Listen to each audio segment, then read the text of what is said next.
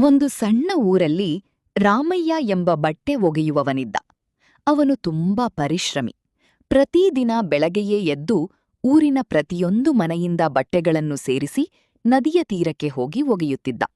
ಬಟ್ಟೆಗಳನ್ನು ಚೆನ್ನಾಗಿ ಹೊಗೆದು ಶುಚಿಯಾಗಿ ತೊಳೆಯುತ್ತಿದ್ದುದರಿಂದ ಊರಿನ ಎಲ್ಲರೂ ಅವನನ್ನು ಬಹಳ ನಂಬುತ್ತಿದ್ದರು. ಅವನಿಗೆ ಸಹಾಯ ಮಾಡುವ ಒಂದು ನಂಬಿಕೆಯ ಕತ್ತೆಯೂ ಇತ್ತು. ಆ ಕತ್ತೆ ಅವನ ಜೊತೆ ಕೂಡಿ ಬಟ್ಟೆಗಳನ್ನು ಹೊತ್ತು ಸಾಗಿಸುತ್ತಿತ್ತು. ರಾಮಯ್ಯನು ತನ್ನ ಕೆಲಸದಲ್ಲಿ ಮಾತ್ರ ಸೀಮಿತವಾಗಿರಲಿಲ್ಲ. ಕೆಲವೊಮ್ಮೆ ಪಕ್ಕದ ಊರುಗಳಿಗೂ ಹೋಗಿ ಅಲ್ಲಿನ ಜನರ ಬಟ್ಟೆಗಳನ್ನು ಕೂಡ ಒಗೆಯುತ್ತಿದ್ದ. ಹೀಗಾಗಿ ಅವನು ದಿನದ ತುಂಬಾ ಕೆಲಸ ಮಾಡುತ್ತಿದ್ದ. ಸಾಯಂಕಾಲ ಹೊತ್ತು ಮನೆಗೆ ಮರಳುವಾಗ ಕತ್ತೆಯ ಮೇಲೆಯೇ ಬಟ್ಟೆಗಳ ಚೀಲಗಳನ್ನು ಹಾಕಿಕೊಂಡು ನಿಧಾನವಾಗಿ ನಡೆಯುತ್ತಿದ್ದ. ಒಂದು ದಿನ ಪಕ್ಕದ ಊರಿಗೆ ಹೋಗಿ ಕೆಲಸ ಮುಗಿಸಿ ರಾತ್ರಿ ಹೊತ್ತು ಹಿಂದಿರುಗುತ್ತಿದ್ದ. ಆ ದಿನ ದಾರಿಯಲ್ಲಿ ಮಳೆಯಾಗಿತ್ತು. ಅರಣ್ಯದ ದಾರಿ ಕತ್ತಲಾಗಿ ಭಯಾನಕವಾಗಿ ಕಾಣಿಸುತ್ತಿತ್ತು. ಕತ್ತೆ ಕೂಡ ಸ್ವಲ್ಪ ಗಾಬರಿಯಾಗಿತ್ತು. ಆದರೆ ರಾಮಯ್ಯನು ಧೈರ್ಯದಿಂದ ಮುಂದೆ ನಡೆಯುತ್ತಿದ್ದ. ಅರಣ್ಯದ ಮಧ್ಯದಲ್ಲಿ ಒಂದು ದೊಡ್ಡ ಹರವು ಇತ್ತು. ಅದರ ಬಳಿಯಲ್ಲಿ ಹಳೆಯ ಮರಗಳು ನಿಂತಿದ್ದವು. ಆ ಸ್ಥಳದ ಬಗ್ಗೆ ಊರಿನವರು ಹಲವಾರು ಕಥೆಗಳು ಹೇಳುತ್ತಿದ್ದರು. ಅಲ್ಲಿ ಒಂದು ರಾಕ್ಷಸ ವಾಸಿಸುತ್ತಾನೆ ಎಂದು. ರಾಮಯ್ಯನು ಅವನ್ನು ನೆನೆದು ಸ್ವಲ್ಪ ಹೆದರಿದರೂ ತನ್ನ ಕೆಲಸ ಮುಗಿಸಿ ಮನೆ ತಲುಪಬೇಕು ಎಂಬ ಸಂಕಲ್ಪದಿಂದ ಮುಂದೆ ಸಾಗುತ್ತಿದ್ದ. ಆಕಸ್ಮಿಕವಾಗಿ ಒಂದು ದೊಡ್ಡ ಗದ್ದಲ ಕೇಳಿಸಿತು.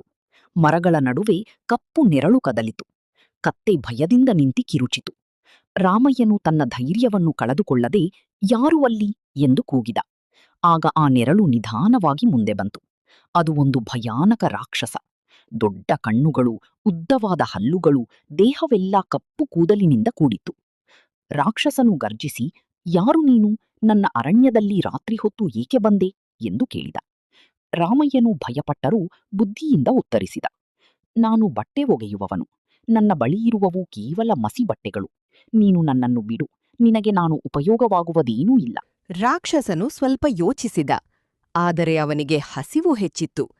ನಾನು ಹಸಿದಿದ್ದೇನೆ, ನಿನ್ನನ್ನೇ ತಿನ್ನುತ್ತೇನೆ ಎಂದನು. ಆಗ ರಾಮಯ್ಯನು ಒಂದು ತಂತ್ರ ಯೋಚಿಸಿದ. ನನ್ನನ್ನು ತಿನ್ನುವುದರಿಂದ ನಿನಗೆ ಕೇವಲ ಒಂದು ಹೊಟ್ಟೆ ತೃಪ್ತಿ. ಆದರೆ ನನ್ನ ಕತ್ತೆಯ ಮೇಲೆ ಇರುವ ಬಟ್ಟೆಗಳಲ್ಲಿ ಒಂದು ವಿಶೇಷ ವಸ್ತುವಿದೆ. ಅದನ್ನು ತಿಂದರೆ ನಿನಗೆ ಅನೇಕ ದಿನಗಳ ಶಕ್ತಿ ಸಿಗುತ್ತದೆ ಎಂದು ಹೇಳಿದ. ರಾಕ್ಷಸನು ಕುತೂಹಲದಿಂದ ಕೇಳಿದ, ಅದು ಏನು? ರಾಮಯ್ಯನು ಹೇಳಿದ, ಅದು ಒಂದು ಮಂತ್ರಬಟ್ಟೆ. ಆದರೆ ಅದನ್ನು ತಿನ್ನಲು ನೀನು ಮೊದಲು ಕಣ್ಣು ಮುಚ್ಚಿ 3 ಬಾರಿ ಸುತ್ತಬೇಕು. ರಾಕ್ಷಸನು ಅವನ ಮಾತನ್ನು ನಂಬಿ ಕಣ್ಣು ಮುಚ್ಚಿ ಸುತ್ತಲು ಪ್ರಾರಂಭಿಸಿದ. ಅವಕಾಶವನ್ನು ಬಳಸಿಕೊಂಡ ರಾಮಯ್ಯನು ತನ್ನ ಕತ್ತೆಯೊಂದಿಗೆ ಓಡತೊಡಗಿದ. ಅವರು ವೇಗವಾಗಿ ಅರಣ್ಯದಿಂದ ಹೊರಬಂದು ತಮ್ಮ ಊರಿಗೆ ತಲುಪಿದರು. ರಾಕ್ಷಸನು ಕಣ್ಣು ತೆರೆದಾಗ ಯಾರೂ ಕಾಣಿಸಲಿಲ್ಲ. ಅವನು ಕೋಪಗೊಂಡು ಗರ್ಜಿಸಿದರೂ ರಾಮಯ್ಯ ಈಗಾಗಲೇ ದೂರ ಹೋಗಿದ್ದ. ಆ ದಿನದ ನಂತರ ರಾಮಯ್ಯನು ಆ ಅರಣ್ಯದ ದಾರಿಯನ್ನು ರಾತ್ರಿ ಹೊತ್ತು ಹೋಗುವುದನ್ನು ಬಿಟ್ಟನು. ತನ್ನ ಬುದ್ಧಿ ಮತ್ತು ಧೈರ್ಯದಿಂದ ಅವನು ಅಪಾಯದಿಂದ ಪಾರಾದನು. ಊರಿನ ಜನರು ಅವನ ಕಥೆಯನ್ನು ಕೇಳಿ ಅವನನ್ನು ಇನ್ನಷ್ಟು ಗೌರವಿಸಿದರು. ಈ ಕಥೆ ನಮಗೆ ಒಂದು ಪಾಠ ಕಲಿಸುತ್ತದೆ. ಸಂಕಟದ ಸಮಯದಲ್ಲಿ ಧೈರ್ಯ ಮತ್ತು ಬುದ್ಧಿಯನ್ನು ಕಳೆದುಕೊಳ್ಳದೆ ಯೋಚಿಸಿದರೆ ಯಾವುದೇ ಅಪಾಯದಿಂದ ಪಾರಾಗಬಹುದು.